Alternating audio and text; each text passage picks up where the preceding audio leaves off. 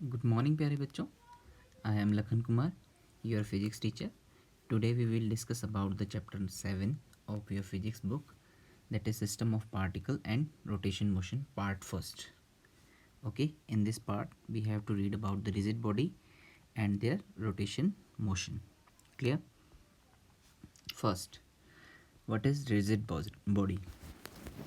System of particle which does not change its shape under the influence of ordinary external force and distance between the particles does not change with the respect to time. Clear? अगर मान लो कि किसी system of particle पर यानी किसी body पर हमने force exert किया है और उस फोर्स की वजह से उसके शेप में कोई डिफरेंस नहीं आता और उसके इंटरनल पार्टिकल्स के बीच में कोई डिस्टेंस चेंज नहीं होती, then it is known as rigid body. Okay, तो इसकी कुछ एक चीज़ें हैं वो देख लीजिए. No body in universe is perfectly rigid. मतलब यूनिवर्स में ऐसे कोई बॉडी नहीं है जिसके ऊपर हम फोर्स एक्सर्ट करें और उसके ऊपर कोई भी उसमें डिफरेंस नहीं आए. However the bodies in which strain effect is quite negligible under the influence of external force may be said to be rigid bodies like earth, billiards balls etc. मतलब हम फिर भी क्या करते हैं, उन सभी बॉडीज़ को मतलब रिजिड बॉडी मान लेते हैं जिनके ऊपर स्ट्रेन का बहुत ज़्यादा इफेक्ट नहीं हो. लाइक वॉल के ऊपर हम अगर हैंड से पुश या पुल करते हैं या उसको धकेलने की कोशिश करते हैं तो वो क्या होता है, उसके ऊपर कोई इफेक्ट नहीं आता, नेग्लिजिबल इफेक्ट होता है, तो हम उसको रिजिड बॉडी मान सकते हैं. Next one, rotation motion of rigid body. ये इस चैप्टर में हम रीड करेंगे. A body rotating about its fixed axis, then every point of particle और body of the body moves in a circle and the center of all the circles lies at the axis of rotation. For example, this object. Okay, ये object जो है वो इस axis के around क्या कर रही है, रोटेट कर रही है. तो रोटेट कर रही है तो इसमें जितने भी पार्टिकल्स प्रेजेंट होंगे वो एक सर्कल में क्या करेंगे, रिवॉल्व करेंगे. जितने भी पार्टिकल्स प्रेजेंट होंगे वो एक सर्कल में रिवॉल्व करेंगे और सभी का सेंटर एक एक्सिस पर लाइज होगा और that is it's rotational axis. इसके अंदर एक एग्जांपल लिया है ith पार्टिकल के लिए, जिसका स्पीड क्या है हमारे पास, वेलोसिटी vi और मास mi है. तो इसका पोजीशन जो है वो सेंटर से हमने एज्यूम किया है ri है.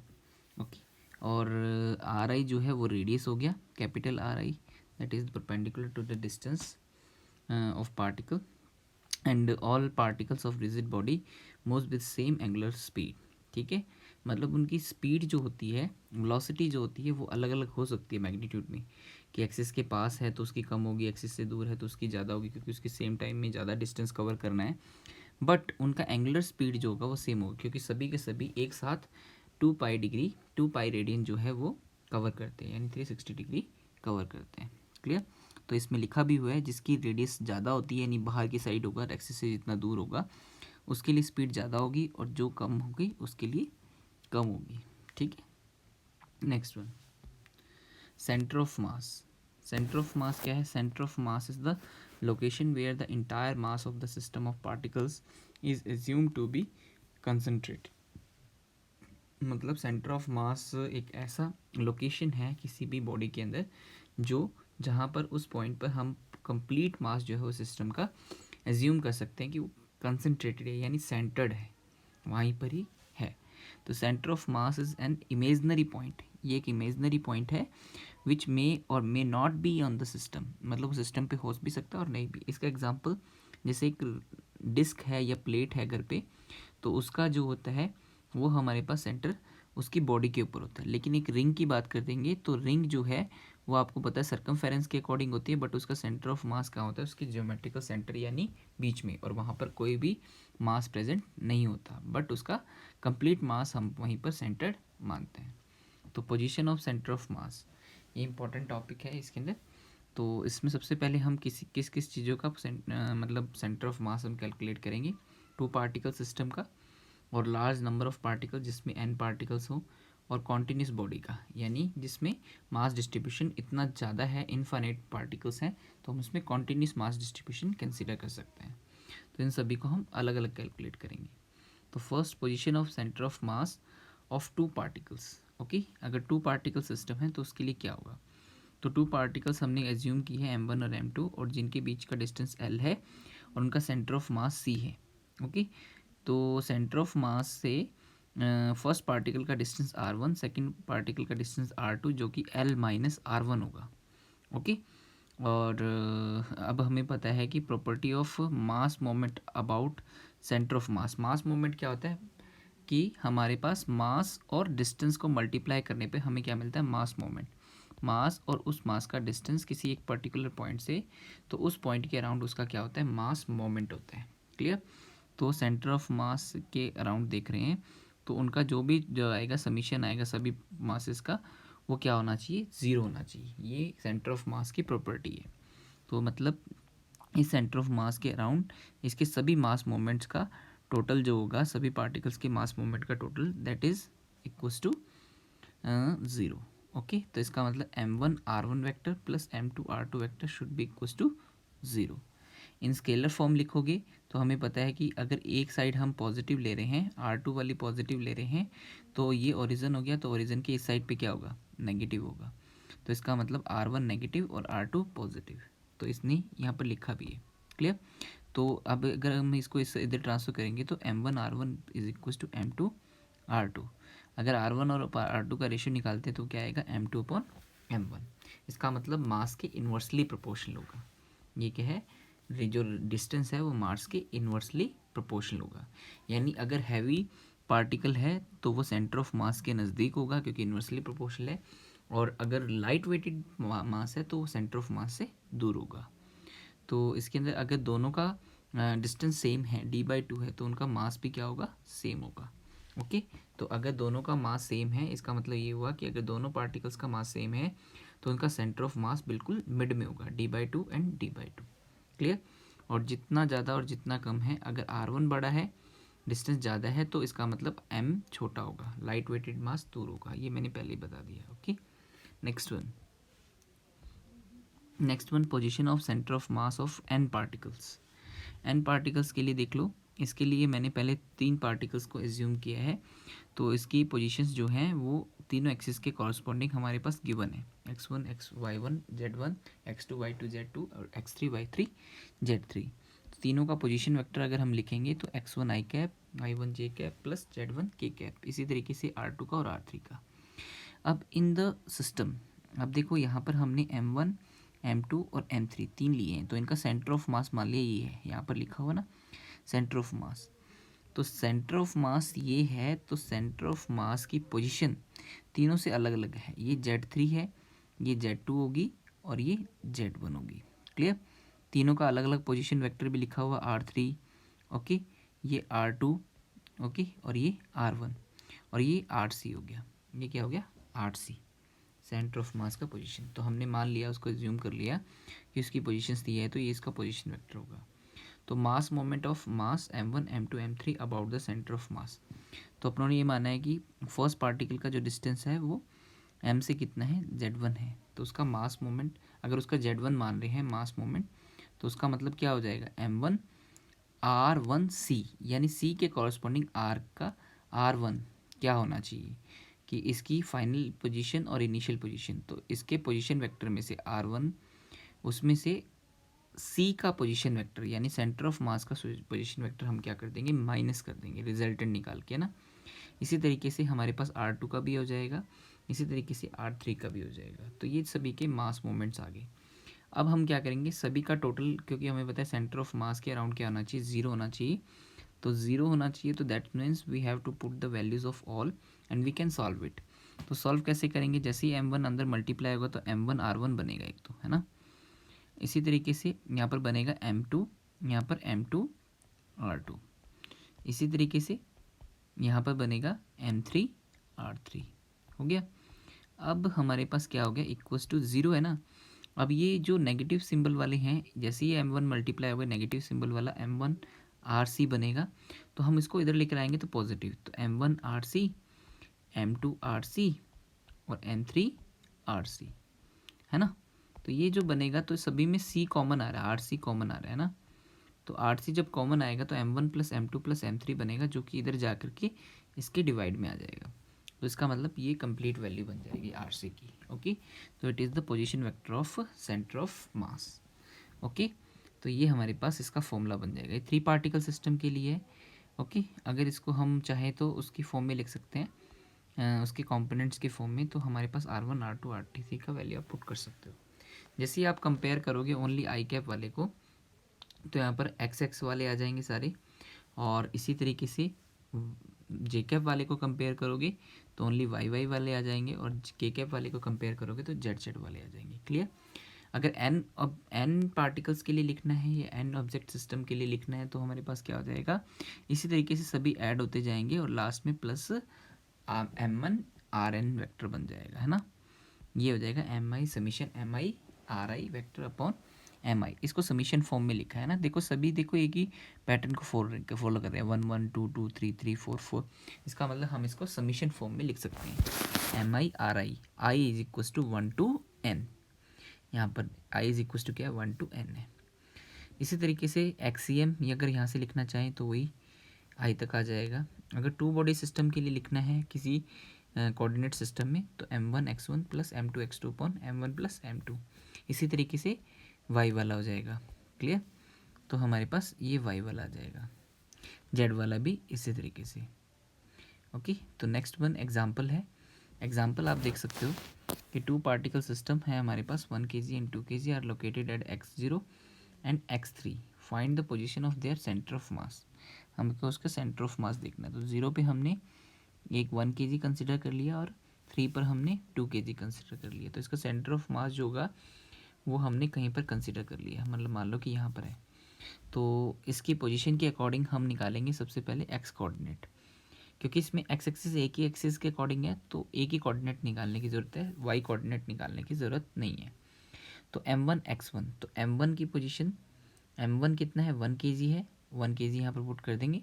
और इसकी पोजीशन जो है वो C से कितनी है, वो C से हमें नहीं, हमें कितने दिया हुआ है, X1 इसकी पोजीशन दी हुई है 0, है ना। इसी तरीके से X2 का कोऑर्डिनेट क्या है, देखो मतलब यहाँ पर इसकी पोजीशन क्या है, कोऑर्डिनेट 0 है और M1 kg है, तो इसको दोनों को मल्टीप्लाई कर देंगे यहाँ पर। और M2 X2 में इसकी 2 kg है और ओरिजिन से इसकी डिस्टेंस कितनी है, 3 मीटर है, तो इसको 3 से मल्टीप्लाई कर देंगे और नीचे दोनों का सम। तो इसको कैलकुलेट करोगे तो 2 सेंटीमीटर आ जाएगा। एक तो ये मेथड हो गया। सेकंड मेथड ये है कि हम अपनी टू पार्टिकल सिस्टम से भी इसको निकाल सकते हैं, जिसमें हम लिखते हैं कि सेंटर ऑफ मास के कॉरस्पॉन्डिंग उसकी पोजीशंस क्या होगी। तो M1 0 माइनस एक्स, हमने क्या किया, उसकी पोजीशंस निकाली है ना, क्योंकि ये 0 पे प्रेजेंट है और ये इसकी पोजीशन मान ली कि C की ओरिजिन से कितनी डिस्टेंस है x, तो 0 माइनस एक्स कर दिया।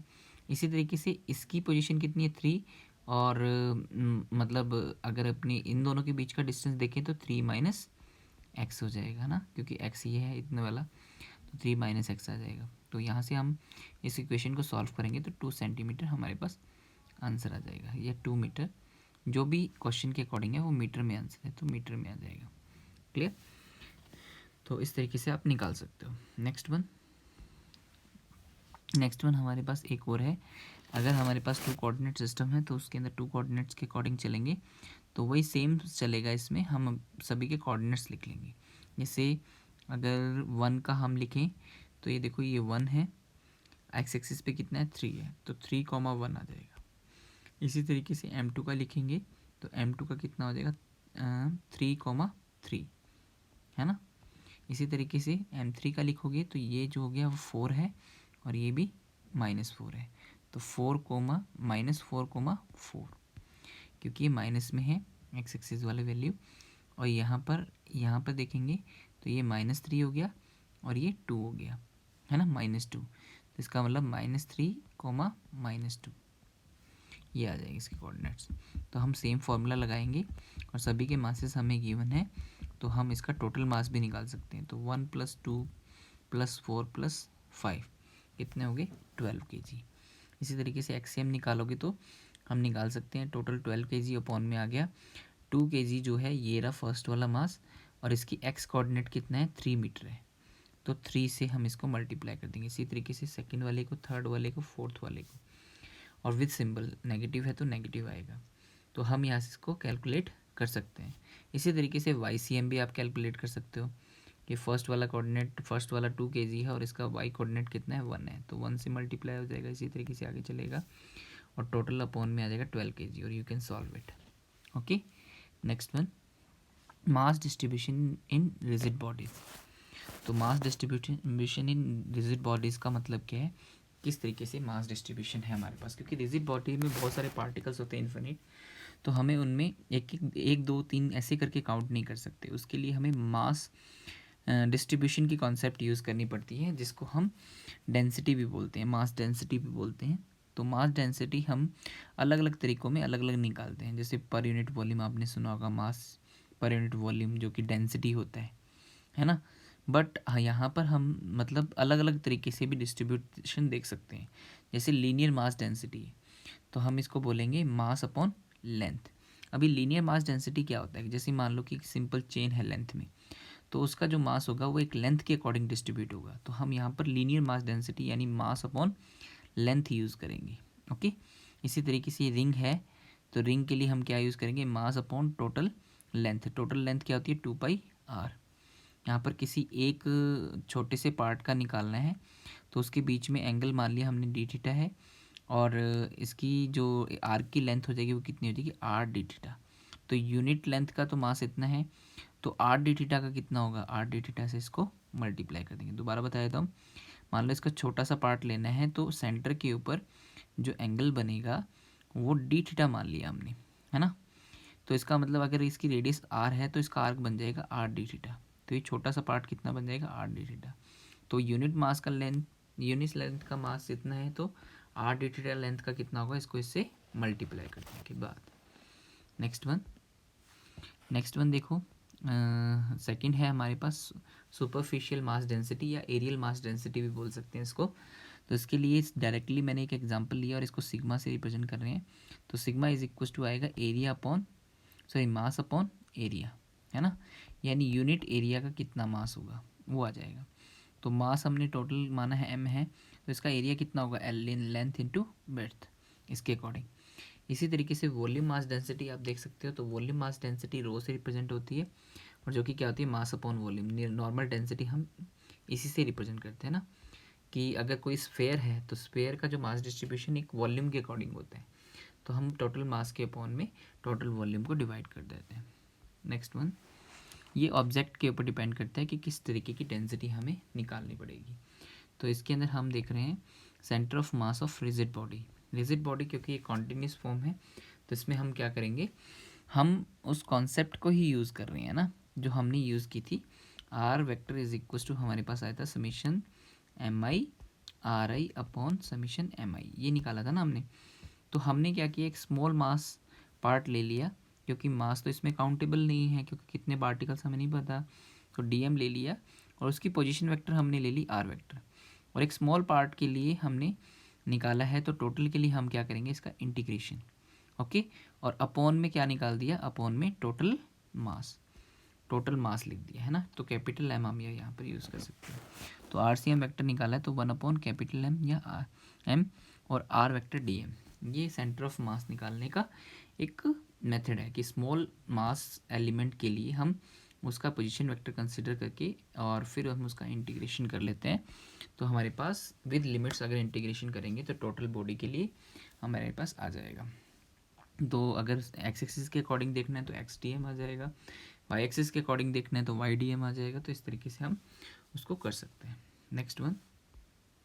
नेक्स्ट वन हमारे पास है motion of centre of mass. तो motion of centre of mass क्या है, position vector of centre of mass देख लो. सबसे पहले तो हमारे पास निकाला था एन पार्टिकल के लिए, ये आया था. इसी तरीके से हम क्या करेंगे, दोनों तरफ डिफ्रेंशिएट करेंगे विद रिस्पेक्ट टू टाइम, क्योंकि वेलोसिटी इज इक्वल टू क्या होता है, पोजीशन वेक्टर का या differentiation with respect to time होता है ना. तो हम यहाँ पर जैसे ही इसको करेंगे तो ये किस में कन्वर्ट हो जाएगा, VCM में, और R1 कन्वर्ट हो जाएगा V1 में, R2 कन्वर्ट हो जाएगा V2 में. इस तरीके से हमारे पास आ जाएगा. तो summation M I V I vector upon summation M I. Next one हमारे पास है कि अगर हम एक्सेलरेशन निकालना चाहते हैं तो एक्सेलरेशन के लिए फिर हमें क्या करना पड़ेगा, differentiation with respect to time, क्योंकि वेलोसिटी का with respect to time differentiation क्या होता है, एक्सेलरेशन होता है. तो यहाँ पर हो जाएगा, यहाँ सभी का किया है हमने, क्योंकि ये नीचे कांस्टेंट है तो ये तो आउटसाइड रहेंगे, तो अपॉन में लिखने की ज़रूरत नहीं है. तो ये ACM आ जाएगा, तो DV1 अपॉन DT हो जाएगा A1, A2 A3 इस तरीके से summation MI AI upon summation MI।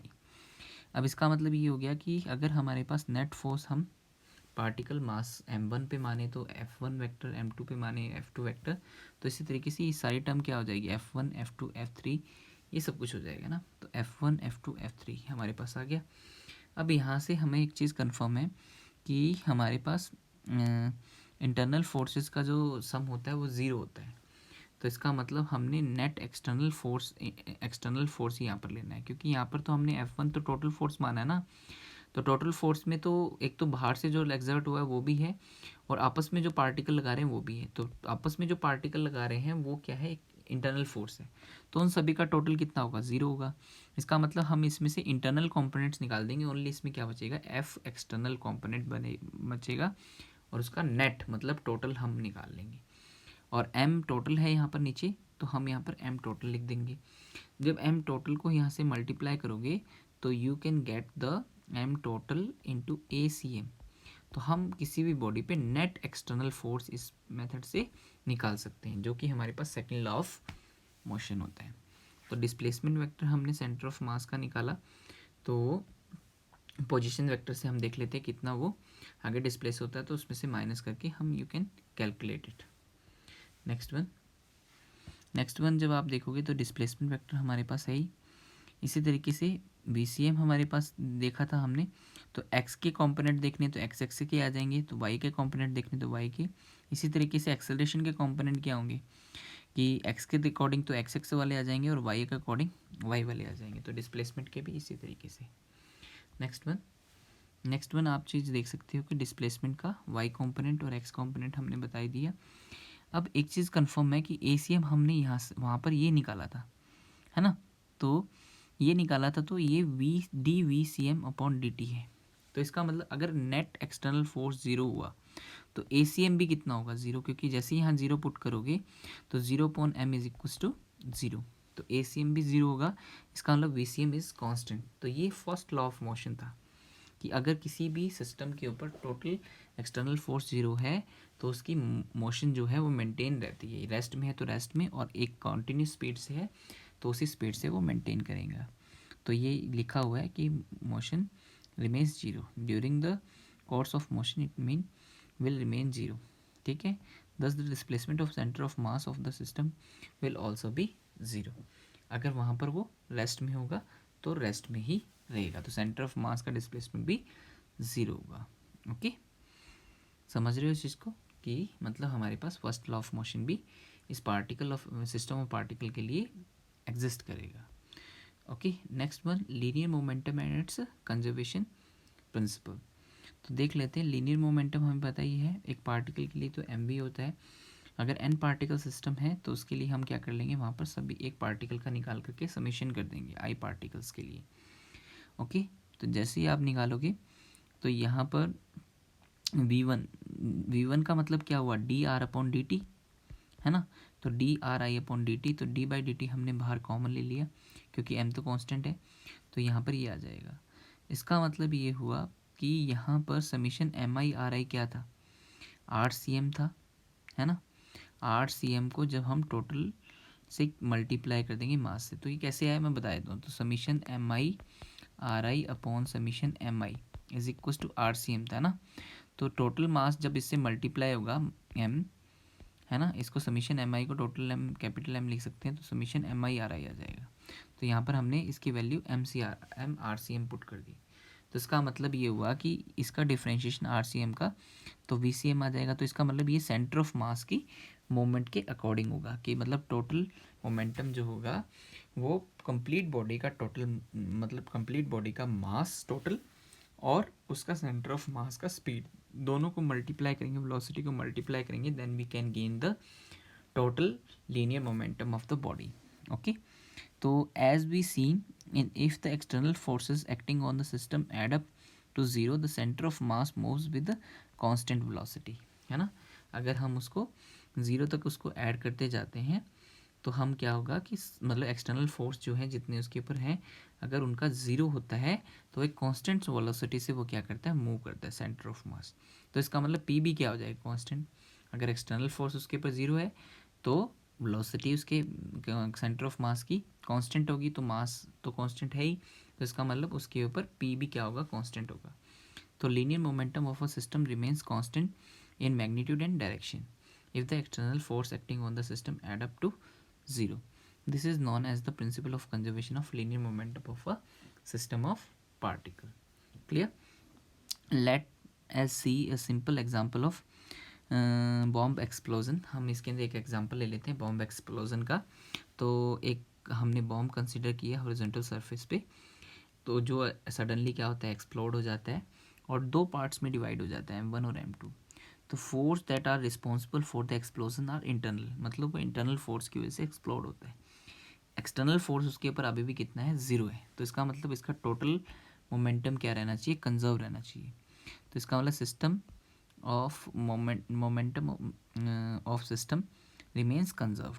The initial momentum of system is 0, दस the final momentum of the system must be 0. मतलब इनिशियल 0 है एक्सप्लोजन से पहले, तो लास्ट में भी टोटल कितना आना चाहिए, 0.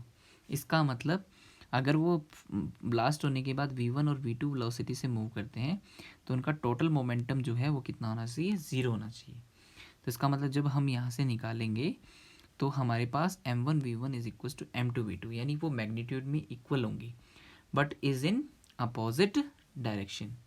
मतलब जैसे ही वो एक्सप्लोड होगा तो एक इस डायरेक्शन में जाएगा और एक इस डायरेक्शन में जाएगा. क्लियर? उनकी स्पीड जो है उनके मास पे डिपेंड करेगी. जिसका मास ज़्यादा है उसकी स्पीड कम होगी और जिसका मास कम है उसकी स्पीड ज़्यादा होगी. क्लियर? तो this is the example of conservation of linear momentum of a system of particle. Okay, so this is the small knowledge of rigid body, center of mass and its motion. Okay, if you have any kind of doubt then you can ask me later. Thank you.